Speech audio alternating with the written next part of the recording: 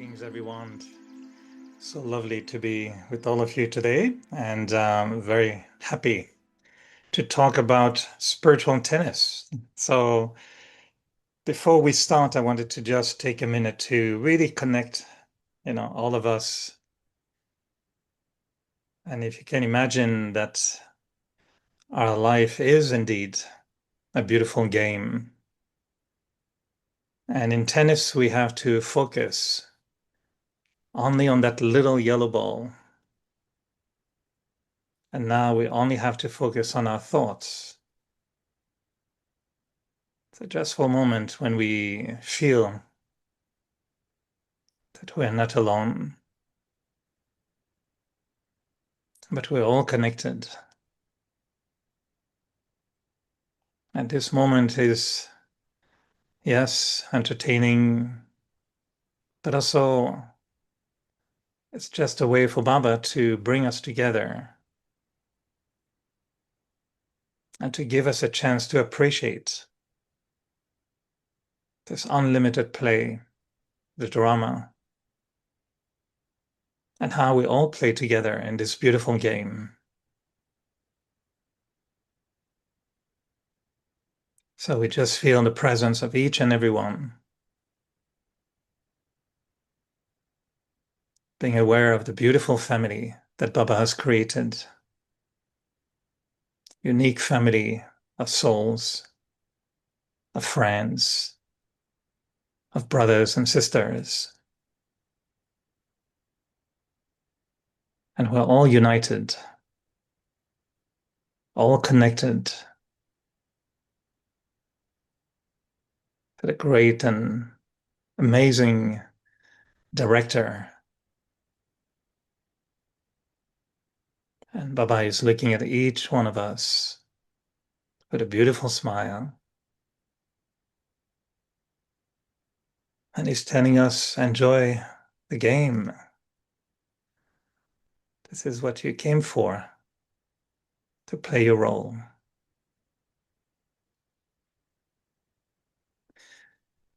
So thank you for inviting me. Thank you for the opportunity to speak about my second passion, tennis. And you will see it is not going to be a talk about tennis, really. But I've been playing tennis. I'm not so good, actually, to be frank, in tennis, but I enjoy playing it. And I mostly also enjoy learning. So I take tennis lessons every week. Now, at the moment, I have a little injury on the knee, so I have to take a break and wait for fixing the knee. But normally, I play every week. And I have a great teacher that I really, really enjoy. And I've always found that there's so many similarities between tennis and our spiritual life. So some of you may not know much about tennis, but you all know that it's two people, usually. It could be four, but usually it's two. And there's a net, there are lines, there are points, and there's that little yellow ball. And when we learn tennis, we learn to keep our eyes on the ball all the time, not to lose track of that little yellow ball.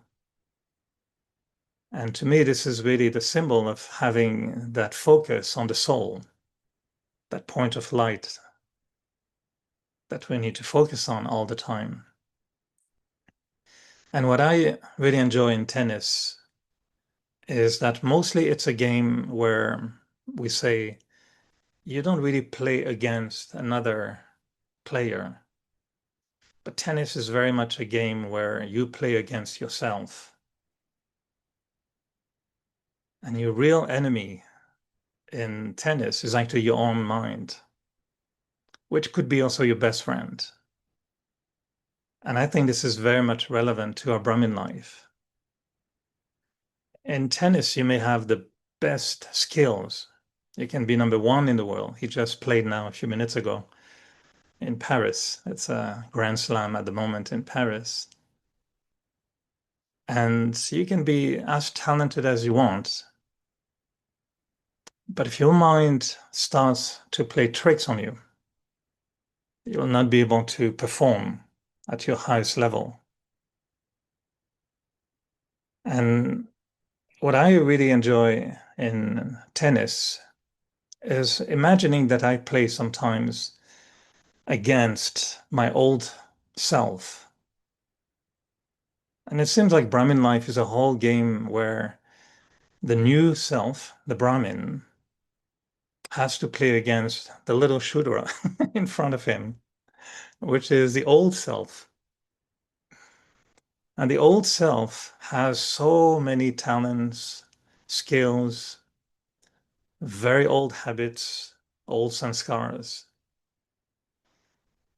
And in tennis, you see sometimes players who get very upset, very angry, and they forget that they're supposed to enjoy the play. I'll tell you one thing that to me was very revealing. And one day I was playing with a friend outdoor, just 5 minutes away from where I live. And we were playing good level. I mean, we were hitting the ball fairly hard and having exchanges. It was very, very fun. I mean, for me, it was fun. But my partner, I mean, we were both dressed like top professionals, like expensive t-shirts, branded shoes, expensive rackets, new balls. And we're hitting, and my friend, uh, he's very competitive, that one. And he was, raging all the time, yelling and being angry at himself and, you know, throwing his racket sometimes. And okay, I was thinking, well, he's in a bad mood. I was trying to enjoy, but he made me a little bit tense as well. And then came along on the next court, two friends, it seems, like a man and a woman. I'm a young boy and girl, something like that. They had jeans, I think. They were not even wearing any proper clothes for playing tennis. They didn't have really proper shoes either. Probably had an old racket from 1900s, old balls. And when they were playing, their balls were going all over the place, very high on our court, in the grass. Not just, they were really playing like two totally non-professional, but they were having a lot of fun. They were laughing, they were joking, they were enjoying themselves. So at some point, I called my friend at the net and I says, his name was Emmerich, and I said, Emmerich, look at them. Don't you think we're missing the point here?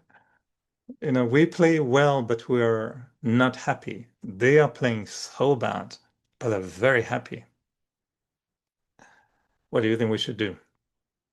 And he couldn't figure it out. He was not spiritual.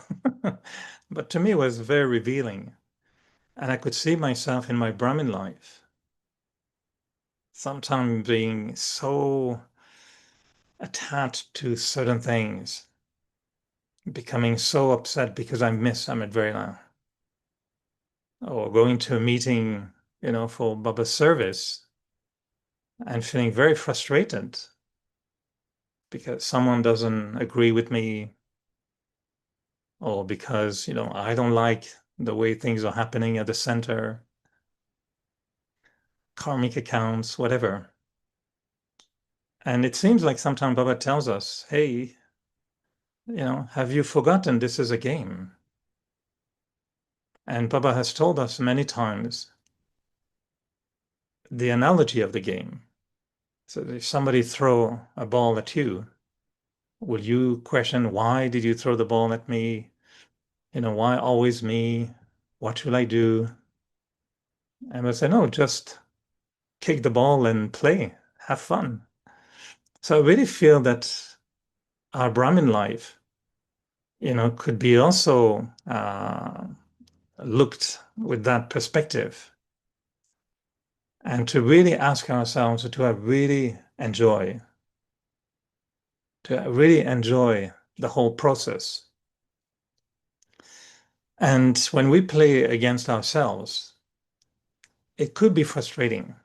How many of you have old sanskars that are still old and that you didn't overcome?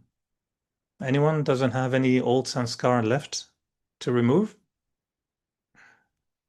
For me, it's been 40 years. And sometimes I think I still have an old sanskar of body consciousness that survived 40 years of attacks by God. I try to spray my old sanskar with nectar and knowledge, yoga, service, and the old sanskar is still there. So what happens? Sometimes we can get a little bit frustrated, isn't it?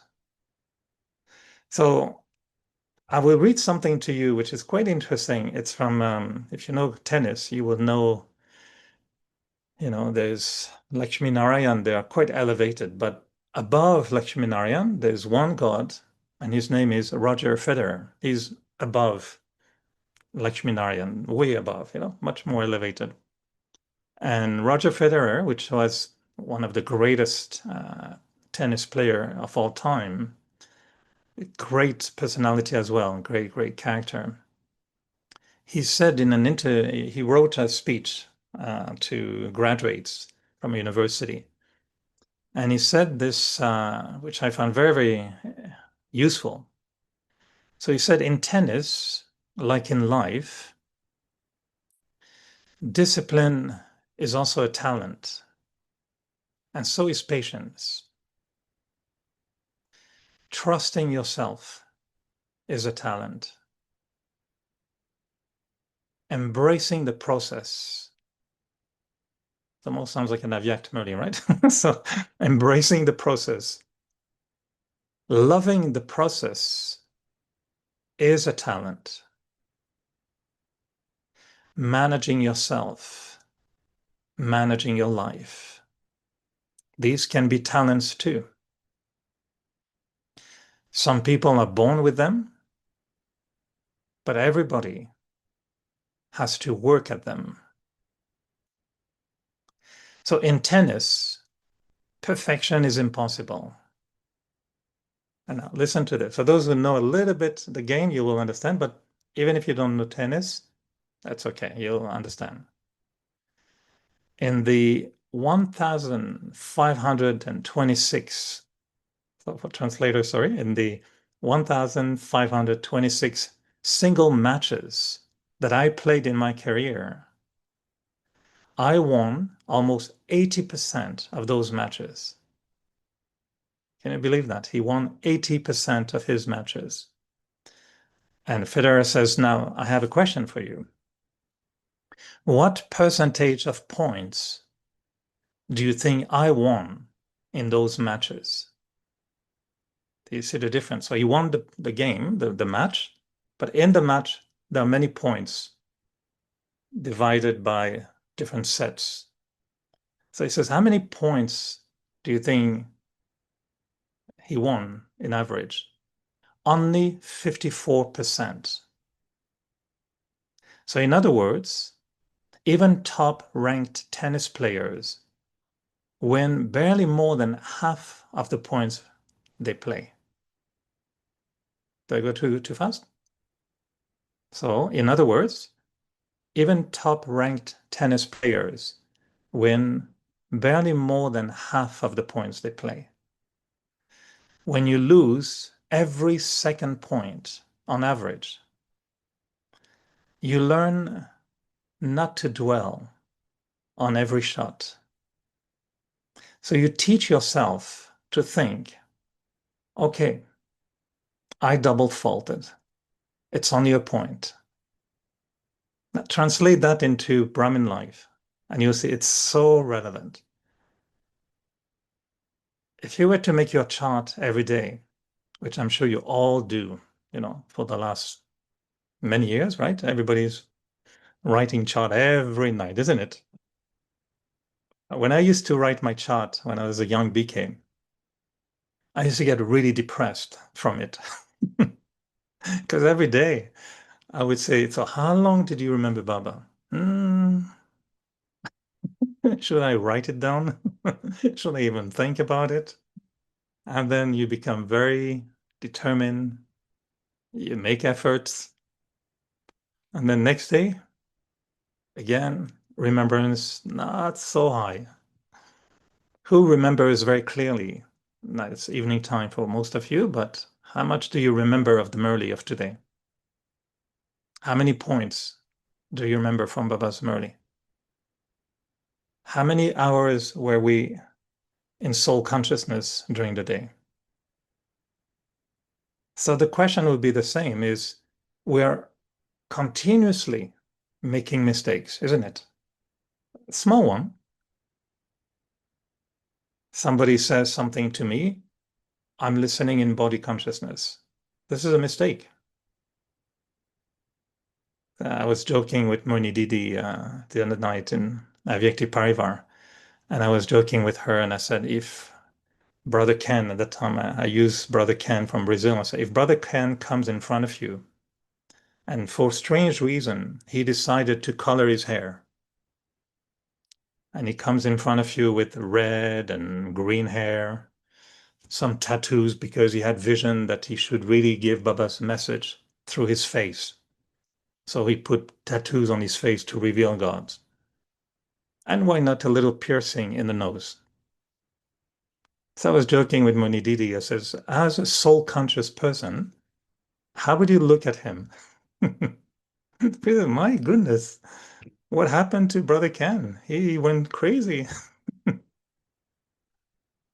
What will be our thoughts when you walk on the street and you see someone very strange? Do we stay soul conscious? If someone criticizes me,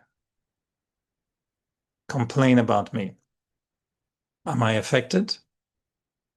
So these are all the points that I think Roger Federer is talking about in our Brahmin life, is that we lose a lot of points. We still perform actions in body consciousness a lot, unfortunately, isn't it? Out of, 3 meals a day, what's the percentage of my remembrance and soul consciousness during the meal? These are simple little things. And we're moving towards a stage where in our Burman life, we want to become naturally soul conscious, naturally in remembrance of Baba, isn't it? Not a little bit here and there, but naturally. This is a stage we need to go into, that it becomes natural. So in tennis, I told you I have an amazing teacher. He doesn't realize that many times he's actually really teaching me way more than tennis. And I'll give you two examples. One day I was complaining to him. I was saying to him, all these balls, when they go, we say when they're going really on the side and they're hard to reach and they're very high, I say, I can't hit them properly. They're difficult balls. The balls are they bounce and they go almost on the outside of the court, but very high. And to hit them, it's not easy. And I said, I don't know how to do it. I miss every time. And he said, okay, let me see. So he goes at the end, at the back court, I go, and he can hit the ball exactly how he wants. And so he started to do about 10 times exactly the ball I'm talking about, going outside, high. And honestly, I think I missed 10 of them. And I told him, you see, I'm not able to do that. These balls I'm having a hard time with. So he called me at the net, and I thought, okay, he's going to give me. He also speak with Avyak Merlis. And so he told me, Eric, what are you thinking? What's your aim hitting the ball? I said, well, if I could just put it above the net, will be already a good thing. And you know the story of these archers with Arjuna and the Pandavas, you know, when they were learning how to shoot an arrow and they had to shoot a bird. And only the last one who said, I look at the light in the pupil of the bird's eyes, then the teacher said, yeah, that's the right way to do it. But if you see the tree, if you see the sky, don't even try to shoot the bird. So the teacher even didn't read the Gita, but he told me, what are you thinking before you hit the ball? And what do you think when you miss the ball? And I had to confess my thoughts that they were not very elevated. They were pretty, oh, gee, I'm not able. I cannot. I always miss. I'm not good enough. So these are all thoughts you should not have. And he was saying, what do you see before hitting the ball? And I was not seeing anything except the net. He says, no, you have to visualize exactly where you want the ball to go. I say, yeah, but I can barely even hit the ball properly. He said, forget it. Have the aim. So he said, let's go back. I'm going to send you the same balls. I just want you to visualize where you're going to hit the ball. Well, yeah, I don't know. I was expecting teachings of technique, you know, how to change my grip, to put my knee differently, put the body differently. He says, don't worry, Eric. So I went back in a back court, hit 10 balls. The 10 ball, I'm not exaggerating, the 10 balls, I could hit them and send them pretty much not too far from what I had in mind. And so he said, he came back to me and he says, you see, it's all about your mind. And I was really enjoying it because I thought, well, this is like spiritual teaching. What do you see? You know, and he says, if you see very, very clearly what's your objective, don't worry. Do think what you think, and the body will do what it has to do. The body will follow naturally. And I thought, that's interesting. And it really brought my game much higher. And I thought, so what's our spiritual aim? It's not just Lakshmi Narayan. When Baba says, keep the aim in front of you, I now understand it completely differently. If you go in a meeting, Baba's service meeting, do you have an aim before the meeting? If you give the course, do you have an aim? How am I going to give the course? What exactly I want to do in the next hour? When we go to work in the morning, do we just say, I'm going to work? Or do we have a different thinking? And we won't raise our stage unless we have very specific aims, micro aims. That's why all these Murlis, Vyak signals, essence, you know, this is to help us to focus. But I don't know for you, but it takes what Roger Federer was saying. Discipline is a talent. Patience is a talent. Managing your life is a talent.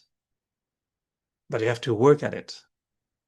These players, do you know how many hours they train every day?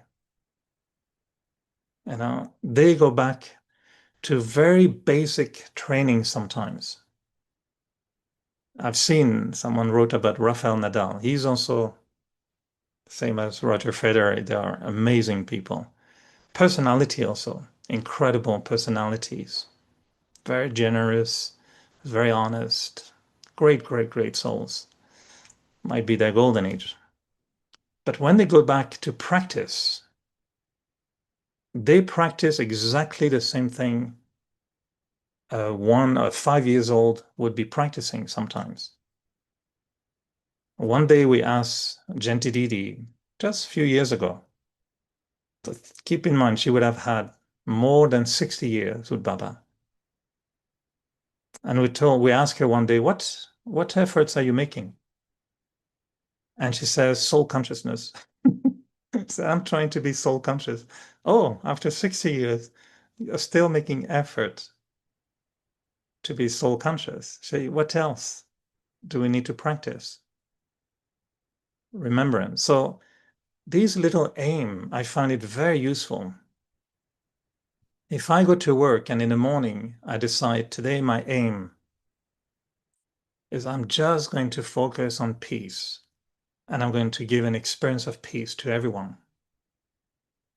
If really that is my aim, like in tennis, see exactly where the yellow ball has to go, do you see how much more effort or how much more successful we are in making effort? That's my feeling. That's what I've learned from my tennis teacher. And the second lesson he told me one day, which was really, really inspiring. And again, we were training and so we were playing. It was nice, but he must have seen something on me. So he called me again at the net. I thought, okay, here I am for another Aviek Murray again. And I reached the net and he said, Eric, I've known you for 10 years. He says, I've noticed something in you very, very nice. And I said, okay, this is how Aviek Murray starts. You elevated souls, loving ones. So he says the same. He says, I notice, Eric, you take a long time before you judge someone. And he said, actually, I think you don't judge people. And he said, that's what I really admire in you. You don't judge people. It's really wonderful. It's a great quality you have. And I knew this is the first paragraph of the Avyaktamurli. So, Licken, but. And he also had, there is a but. And you want to know what is the but? I said, but why is it on the tennis court? You judge yourself so harsh. You judge yourself. I say, what do you mean? He said, I can see from your face when you miss a point, it shows on your face. You're not happy. You say, well, why should I be happy if I miss a point? And we had years before had an exercise where he wanted me to play and never make any change of expression on my face. Then I forgot. So he says, when you play, what are you thinking? And he said to me, do you know in tennis, there's a great difference between judging your play, to judge yourself, how you play, and to observe yourself. And I thought, wow, this is, yeah, good for tennis, but it is so good for me in my life. And he said there's a big difference between judging yourself and observing yourself. And he told me that, I think it's about a year ago, over a year ago now. And it has changed the way I, become aware of how much I can judge myself as a Brahmin sometimes without knowing it. If you are, it happened to me sometimes I'm asked to do something and I'm not very happy with the turnout. So I didn't do very well, I talked too much. Oh, the vibration wasn't good. Or again, sometimes you can meet someone and you feel, I didn't really have that respect, to the extent we should have it. Okay. Do I observe or do I judge? When I was, you all know probably Sister Denise, this great teacher.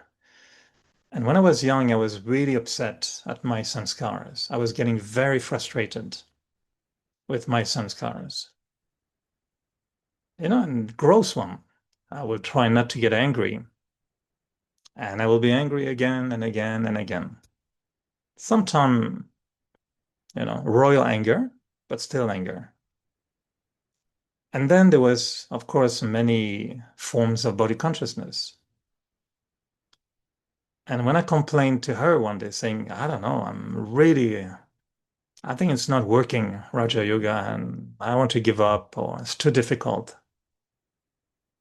And she told me at that time, ages ago, when your sanskar shows up, just observe it. Just watch it. Don't do anything. Just watch it. And I've really learned a lot from that because, particularly with ego,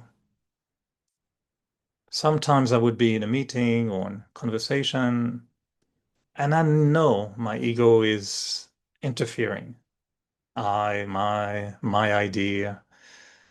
I don't like criticism. I react to someone what somebody says. So I know my ego is there. So I started to talk to my ego and say, "Oh, ego, you're so good. What do you want now? You want to dominate the conversation. Oh, go for it. You're really good. You know how to do it, right? You can manipulate very well. Go for it. Oh, I know how you do it. You do it so well." Not judging myself, I was observing ego. And one day a person told me, "You always want to have the last word." And I almost replied, "No." I said, "Yeah, you see, you always want to have it." That's really a trademark of ego. And I realized that's true. I always want to have the last words, always. And even today, I have to check myself, you know? And so when I was trying not to have the last words, I will tell my ego sometimes, "You see, you want to have the last word." I was just observing. "Oh, you're trying to have the last word again. Huh? You're so good. You're really tenacious, aren't you? Aren't you? How are you going to have the last words?" So instead of being frustrated with myself, I felt, okay, be detached observer. Isn't it what Baba is telling us? Just be a detached observer. And I think this is what we're missing to really enjoy the game. If we are frustrated in the game of life, in our Brahmin life, I think, yeah, we're just missing the point. We're missing the idea that the net is right in the middle. This is a big thing in tennis. You have a big net right in the middle. Without a net, we will all be champions in tennis, isn't it? There are lines in tennis, and now they have cameras with computers that can know exactly if the ball touched the line or not. And if the ball is out, well, you lose the point. This is the Maryadas, the line, the code of conduct Baba has traced around us. And we know if we move aside, we lose the point. How many of us are never breaking Maryadas? We are. Attachment is breaking Maryadas. Familiarity is breaking Maryadas. So many things we do, watching TV before going to bed. That's that thing, breaking some Maryadas. Spending an hour on a cell phone watching YouTube. I do it sometimes. That's breaking Maryadas. But so we lose the point. And again, what I like in Federer is that he says he won most his matches, but only won 54% of his points. So I think we should be very merciful towards ourselves. We should be really kind to ourselves. And maybe we should accept also that we may miss almost half the points, but we need to win a little bit more. Someone is asking, is it breaking Marietta the Shriman? I'll come to that if you want in a question later on. They're all connected. But the point is, how am I playing my game? Because at some point, it will be over. It could be over tomorrow if I leave the body. So back to the tennis game of Brahmin life. It's me playing against my old self. And I have to enjoy the game. If I understood Papa's Murli properly, he says Maya will be there until the end, isn't it? So there will be a game going on until the end. But the more it goes, the more, that's my experience, the more I win more points against my old self. It still win many, the old self, but I'm starting to win a little bit more often because I've learned from my teacher, Baba, who is also my coach. And I'll tell you one of the most beautiful experience I had one day when playing tennis. I was on a court and the person playing with me, it was very good. He was playing very well. And I was in one of my bad days where didn't go well. I was tired. I started to become negative, and I felt bad because I'm wasting his time. You know, he's not going to enjoy if I don't play well. So I started having many waste thoughts.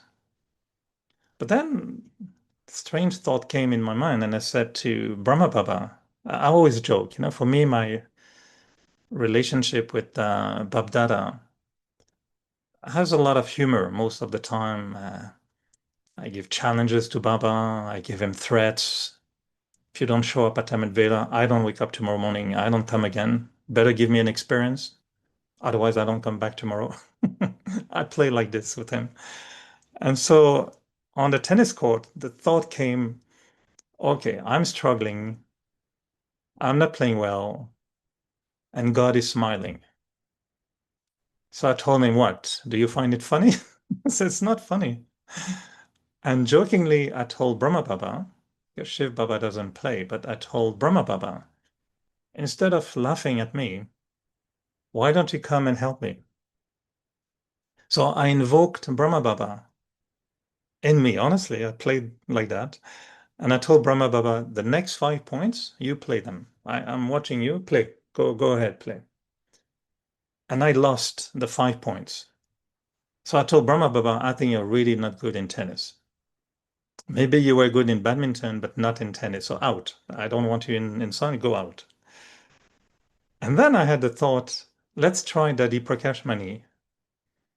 Anyway, she's advanced body. What are they doing? Just waiting for one of us to call them for help, right? They're on service. They're waiting for some of us to say, hey, come and help me. So I did call Dadi Prakashmani.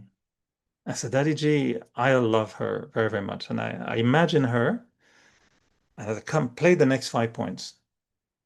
And I won the next 5 points. I said, whoa, Daddy G, you're good. So jokingly, I felt bad for Brahma Baba. I told Brahma Baba, okay, you come again. I give you a second choice, a second chance. I lost the next 5 points again. So I said, okay, you're definitely out. You stay on the bench, cheer for me, but you're not going to play again. And I called Daddy G again. And I started to play much better. Really. And since that time, when I'm asked to give drishti and do certain things, I very often invoke those two souls with me. I always like to have Brahma Baba on my right and Dadiji on my left, and they're standing behind me. And when it's time for drishti, reading Murli, I always imagine they're both there, and I say, yeah, you're with me, right? And I love Dadi Prakash Mani's drishti. So sometimes I tell her, okay, go ahead, go, give drishti. I'm giving you permission. Use my body, give drishti. And I tell you, it happened at least twice when I really used my love for her. People in the room told me, oh, Eric, you really bring like Daddy Prakashmani's energy. And I said to her, to Daddy, I said, thank you, you did very well. So my point is, Are we enjoying the game? Are we playing the game with all the resources that we have? And we have the best teacher. I went for a walk earlier today, and I always go by the tennis court. And I saw the young kids and the coaches there, and they talk to the kid all the time. You know, your movement, too early, didn't do this right.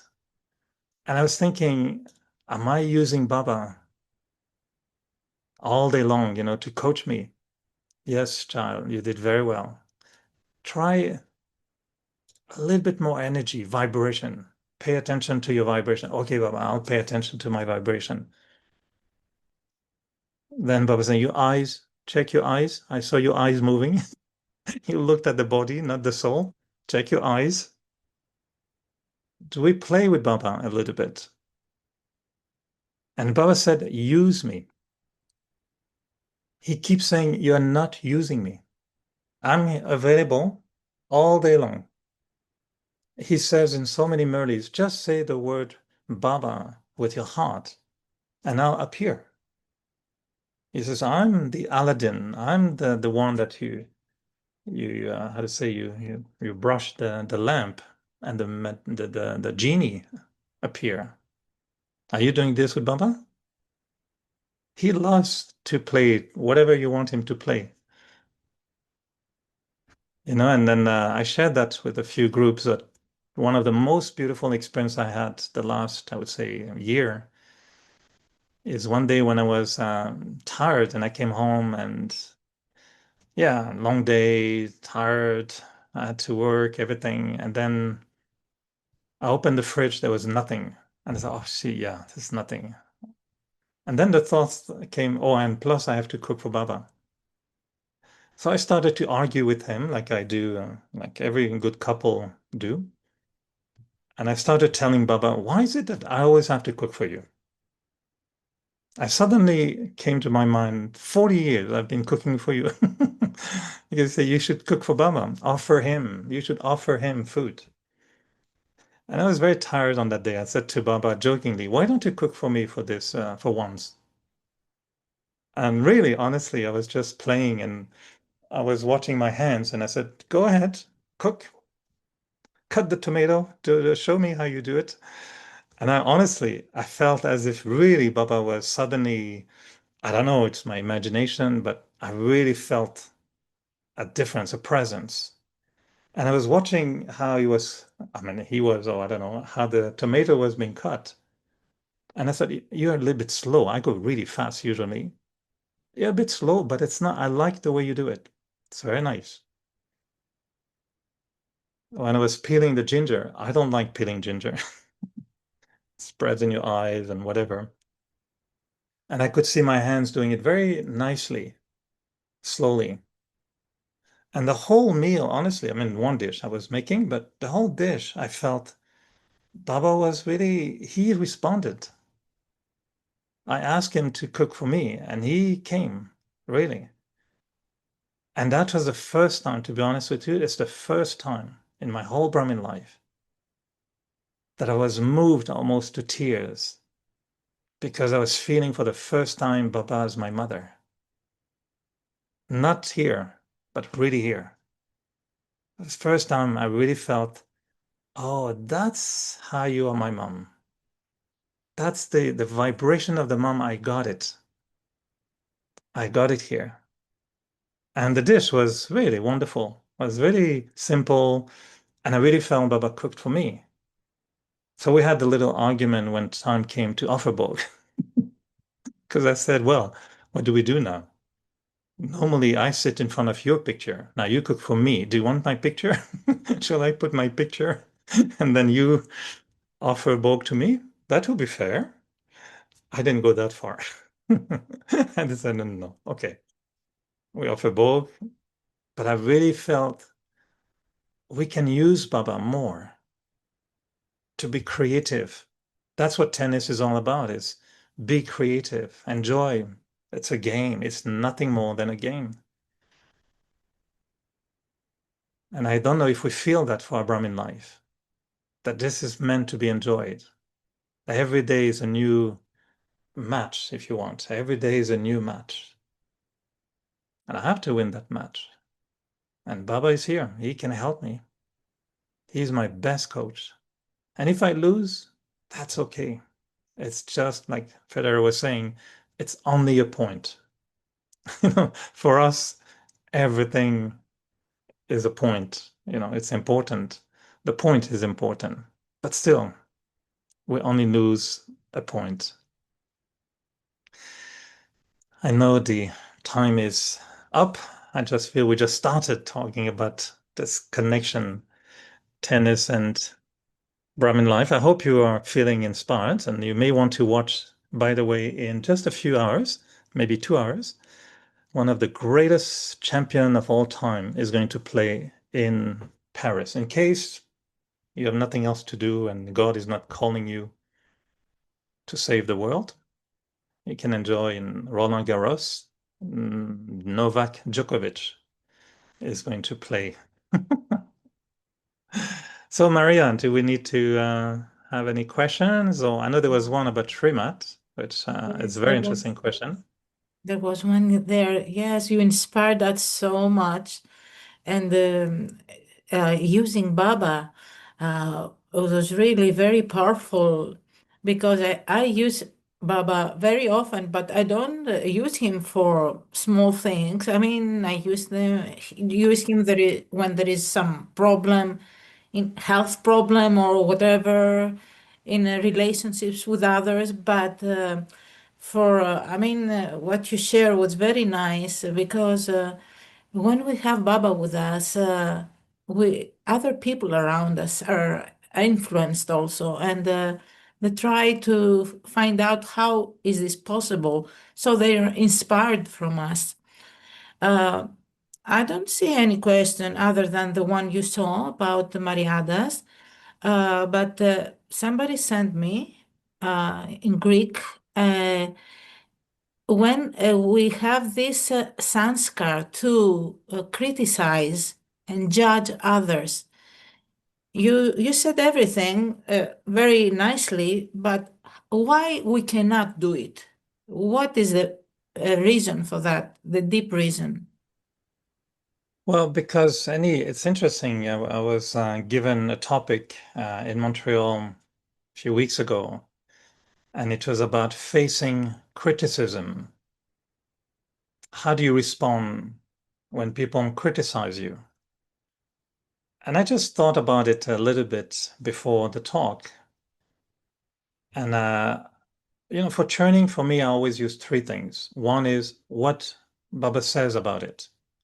What is it that Baba tells us about it? Then, secondly, I look at what is my experience? Really, what's the truth? What do I do? What's my dharna? And third, before sharing, I always try to sit and catch thought, fresh, something fresh from Baba somehow. It comes on the shower. Very often is when I take a shower and I have a thought. Okay, I got it. That's a new little thing for today.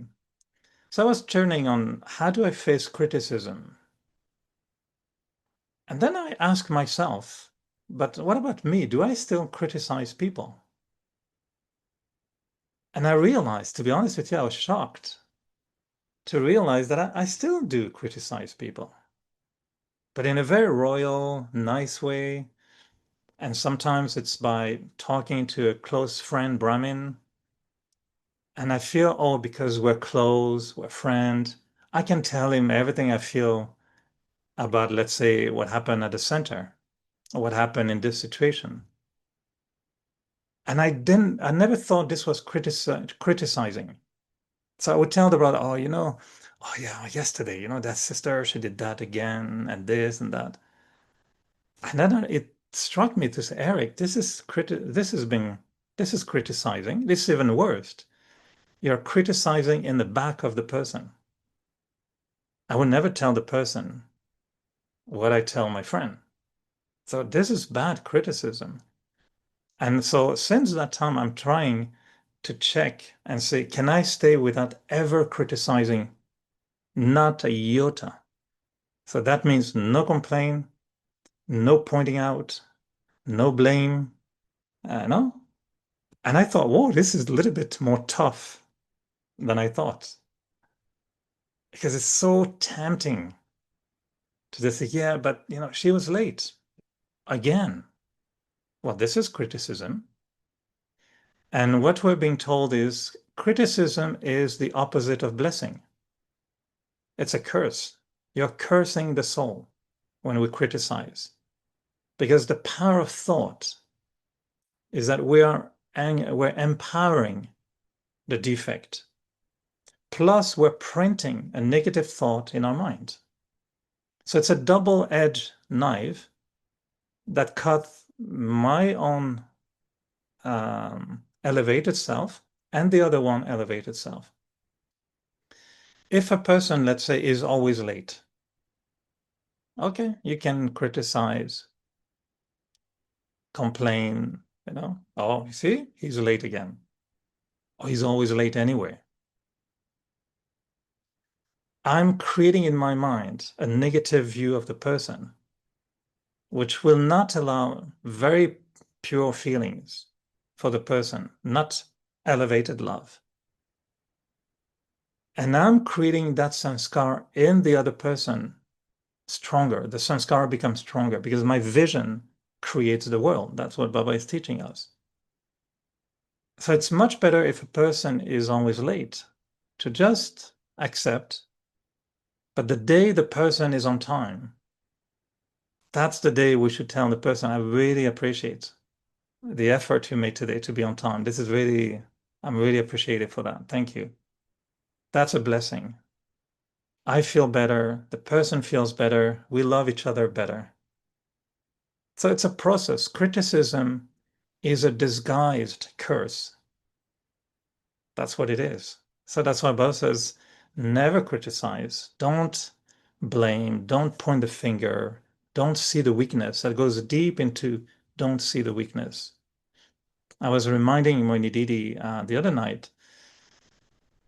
One day she had to meet somebody who really did really something bad. He really made a big mistake, like big mistake. International dimension, I would say. And he wanted to meet Moini Didi. And I know his intention was not good. And we were concerned for Didi, say, it's not going to be a good meeting at all. Shouldn't do that. So at that time, we just convinced her, can we ask Daddy Genki if it's a good idea to meet the soul, because that soul is very angry. And Daddy Genki said, yes, you can meet the soul, but you should not carry with yourself the vibration associated to the memory of what he did. So not only you don't remember what he did, but don't have the vibration associated to the memory of what he did. Otherwise, you cannot help him. Criticism is judgment. And judgment is like a judge. You condemn. You send them to jail every time we criticize someone means you send them to jail. This is not good. If I read Baba's Murli correctly, no. This is breaking Srimat and principles. And very briefly for me, if it can help, it helped me a lot to think that way. But I really believe that Baba as God, like Shiv Baba, the Supreme, our dear Baba, he doesn't speak any language, right? He's only energy. And God's Shrimat, in my understanding, is only two words. Okay? Remember me, be with me, and be pure. If you think about it, really, the only thing God wants to say to the soul is be holy, be pure, be yogi, be with me. That's it. The whole Brahmin life is only that: purity, connection with God. Now, Brahma Baba and Mama understood that. And to help following that Srimat, they created the principles on the basis of Baba's teachings, but the principles were about studying regularly, meditating regularly, paying attention to our food, paying attention to the company. These are the principles. There are quite a few of those principles. Principles are only method to support Srimat. But Srimat is only connect, be pure. That's it. And then principles are for me. Principles are an individual engagement to follow Srimat.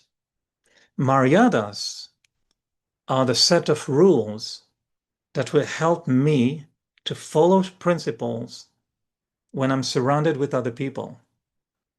So Maryadas is the way to conduct ourselves as a group, as a collectivity. That's what it is. So don't sit too close to a sister, go to Madhuban, pay attention to your money, do like this, do like that. Very specific. Maryadas are very specific, right? Offering bowl. These are Maryadas. Brothers on one side, sister on the other side. Very specific. They're not principles. They're code of conduct. They're like the signs on the road. Turn left, turn right.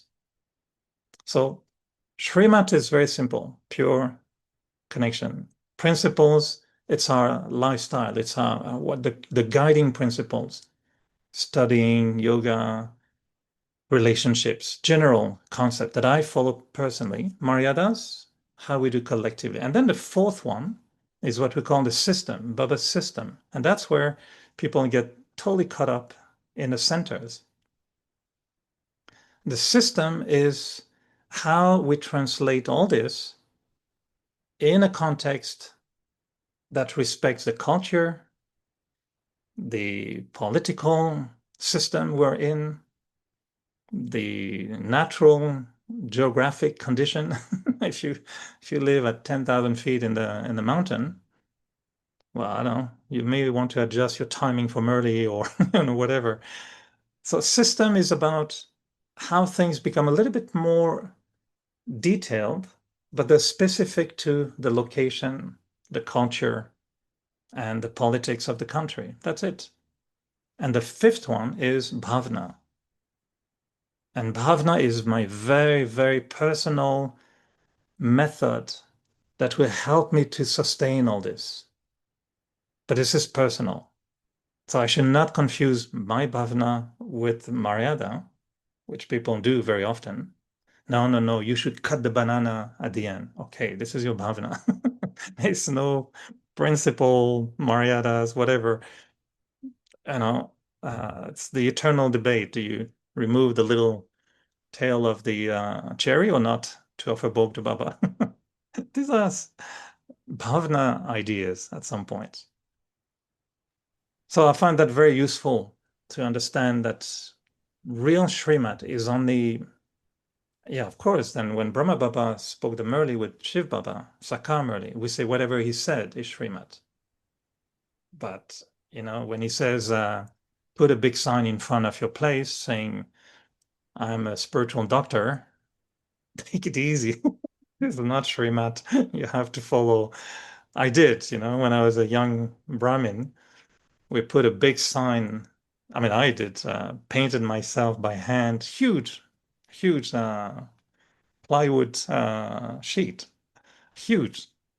Spiritual travel agent, you know, free tickets for Golden Age, Silver Age, first class, second class, third class. Claim your ticket now or never. And I put a big phone number. There was a lot of funny calls at 3 in the morning. Hello, spiritual travel agent. What is this?